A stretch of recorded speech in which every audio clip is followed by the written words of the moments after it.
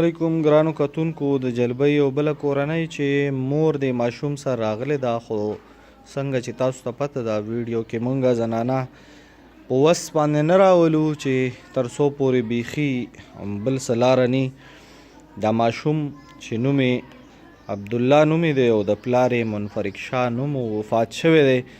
یتیمه کورنۍ ده، یتیم د زنانه کونډه ده چې کومه ورسره راغلې. دا ماشوم یتیم دی، د ده نور واړه وروڼه دي او د ده یو ورور تکړه هم شته چې هغه پکوړې مکوړې بازار کې خرڅوي.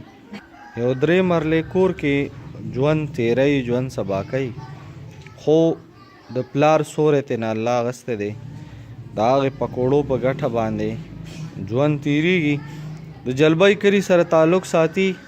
خوړ غاړه منفرد شاه کاکا وفات شوی دی. تاسو یې پخپله پته کولی شئ، پخپله ورسره تلی شئ. چې کوم کسان په خپل لاس باندې ورځي نو ورتلی شئ. د امداد مستحق دي. د زکاتونو، خیراتونو او د صدقو میاشت ده. خلک خپل زکاتونه وباسي، صدقې وباسي، خیراتونه وباسي.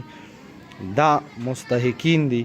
که د چا وس وي او دی سره څه قسم ته مرسته کولی شي نو رابطه کولی شئ، په خپل لاس باندې ورتلی شئ ورسره.